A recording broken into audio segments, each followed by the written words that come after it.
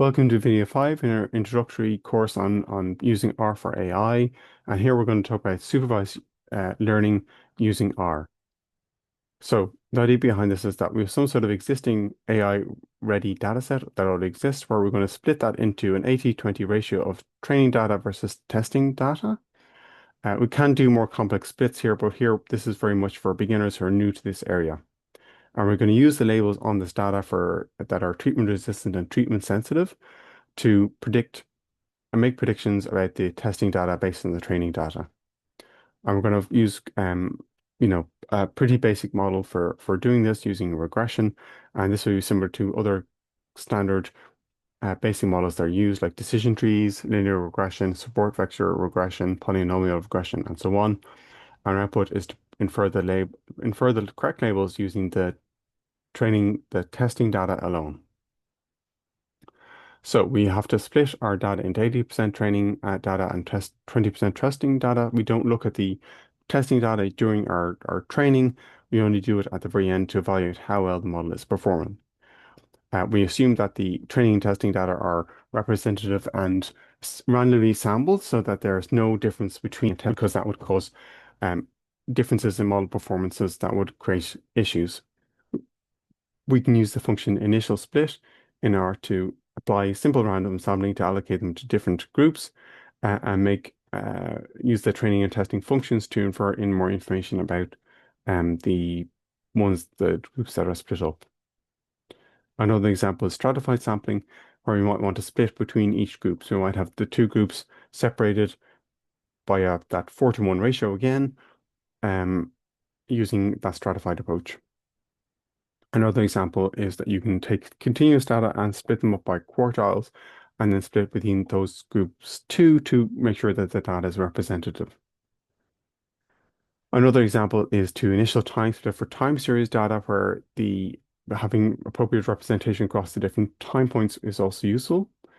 Another option is to split them across 60% testing, 20% training, and 20% um, valid, sorry, 20% testing, 60% training, and 20% validation, where we can use the function initial validation split to split them up. And that can be useful in terms of trying to optimize a complex model, where we use the validation function as well to complete that. So what we're going to use is what's called a recipe, and that describes the pre-processing reps on the models that are being applied, where you consider the outcome. Here we've just one outcome and the number of predictors that we're using as well. Here we're going to look at the growth rate of the different colonies, the zone of inhibition, and more information to predict the outcome. So here we're looking at we have our micro recipe that uses the recipe function to determine the outcome based on the diameter of the zone of inhibition, the growth rate, and another zone metric, where we can normalize that data and extract so that the predictors are comparable to each other, so no single feature dominates because of their size, and then we can look at the steps that we've applied. Here we're using strata equals outcome in the initial split. What could arise in the data set if we didn't stratify? So we think about these questions carefully because we may have differences in the performance of our testing and training data arising from how we do this initial split, that if our data is not randomly ordered, that could create issues for us. Not randomly ordered or randomly sampled.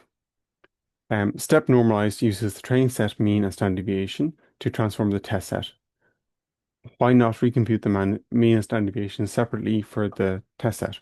Well, we have to bear in mind here that we're assuming that the training set and the test set are identical. So if there's substantial differences between the mean and standard deviation, that would create issues and suggest that they may not be representative of each other, or we have significant imbalances between within our entire data set.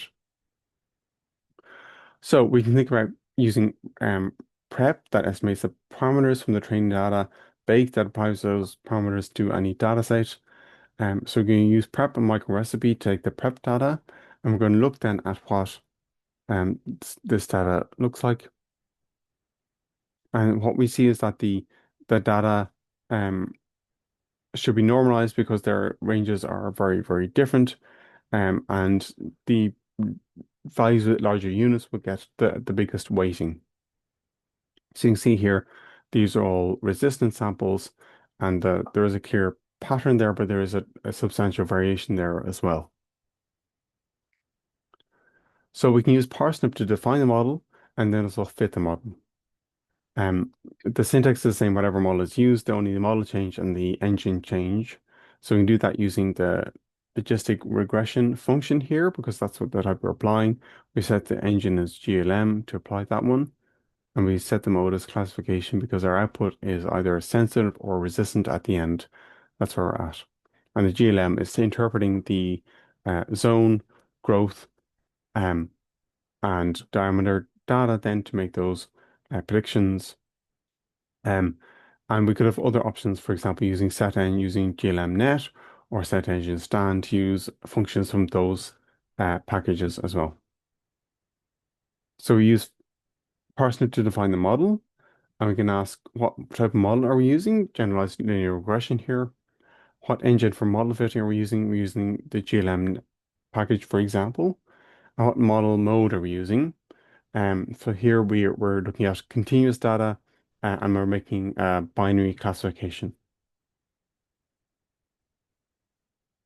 We can include additional parameters here for as well. So for example, for random forest, we can consider the number of sample predictors, the number of trees, the number of data points to split.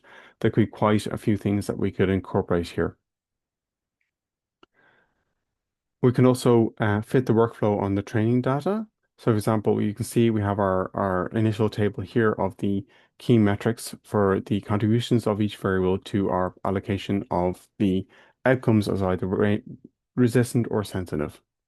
This one's prep breaking the GLM in one step. So we fit the micro workflow using this data and output this one, the fitted workflow, and we can select the model coefficients as well. And we can convert them into tidy format using parsnip. So what we see is that the um, mean intercept is small, but the large standard error suggesting that there's no real effect on the data that we see. Because the diameter has a substantial effect on the substantial association with the category outcome, and we see that statistic value is very large and the p-value is small, and the relative ratio of the estimate versus error is quite large. The same is true to an extent of growth rate, but the error is higher there, and therefore the effect is smaller. And zone has the opposite; it's anti-correlated. So the um, smaller zone is less associated with our it's associated with the other two variables. It's anti-correlated. So dam and growth are positive associations with resistant, but the zone is a negative association. So we can use the extract fit partners function to get the raw GLM object, which is effectively using the stats function GLM stats package GLM function in the way you might more traditionally use it to run this kind of model. And that can give us these outputs where you can see the magnitude of the association between each of the variables and the outputs that we have at the end. And this gives us a sense of the degrees of freedom from a model at the end, which is useful for comparing different models. You'll also see that there's the AKA information criterion as well, which is another way of differentiating between different model performances. Then we can output useful things like confusion matrices, which where the rows contain the predicted outputs and the columns are the true ones. So if we have this R code here, we can have the truth and predicted statuses for being susceptible and resistance. And we can see here that our categorization of the 200 um, testing data sets, sorry, 400, 200 from each category is good overall. with about 91 to 94% classified correctly, but there are ones that are misclassified as well. So you can see that for the 15 and 19 here, these are the ones that are misclassified based on our model. There are also a number of ways of assessing which models worked effectively. So for example, accuracy is the number of two instances out of all, which is a good way of identifying an overall metric if the samples per category are comparable with each other. Sensitivity is a good one where you want to reflect the recall or the true positive rate because you're looking at the true positives as a function of the true positives plus the false negatives. And the specificity can also be useful in terms of looking at the true negatives versus the true negatives and false positives if focusing on missed instances is more relevant. Precision can be compared to recall. This is the positive predictive value, PPV, and this is the two positives as a fraction of all positives. And then we have the F1 score, which is effectively the harmonic mean of sensitivity and precision, which is 2 by precision by recall by the combination of precision plus recall on the as a denominator. Then also we have Matthew's correlation coefficient, which can be effective if our class sizes are imbalanced. So if groups are imbalanced, the MCC and F1 score can replace using accuracy. And it depends on what you're trying to do in terms of your approach. For example, medical screening, where it's more important to detect potential positives, detected positive cases, with the view that subsequent screening steps may pick up negatives at a later point in time. So that kind of completes this. Oh no, we're going to talk about ROC curves first. Uh, Receiver operating curves. This plots sensitivity versus 1 minus specificity, such that if we have essentially a random fit of a model, we will get this dotted line along here. However, for our model, what we'll find is that it performs reasonably well. It doesn't allocate them all perfectly to the correct category all the time, but you can see that it gets most of the data correctly assigned and it's way above the dotted line showing a random chance. So this kind of gives us the information about the F1 score, and we're able to model that based on a set of predictions to visually see how good the model is, and it's very good for comparing between different models uh, if we wish to do that. So this summarizes the steps where we're splitting the data into the testing and training data set. We're then pre-processing it, so we're making sure to normalize it and fit the parameters that we need for the model that's created with parsnip to using regression to fit it, and then we can evaluate the predictions from the fitted model using confusion matrix, the ROC curves, and other metrics to assess how good the model is. So what next? What will we study next? We would look further, if you had more time, at cross-validation to consider, for example, if you had a small sample size, how can we manage having a very small testing data set to see if it's actually effective? We would use to perform this bfold functions bfold CV and collect metrics to get a stable area under the curve estimate. And we also could use ridge and Lissajous regression if we had many predictions as well. Example questions this area we'll talk about in the class itself. And that kind of concludes this video on supervised learning using R. Please see the demo videos for more information.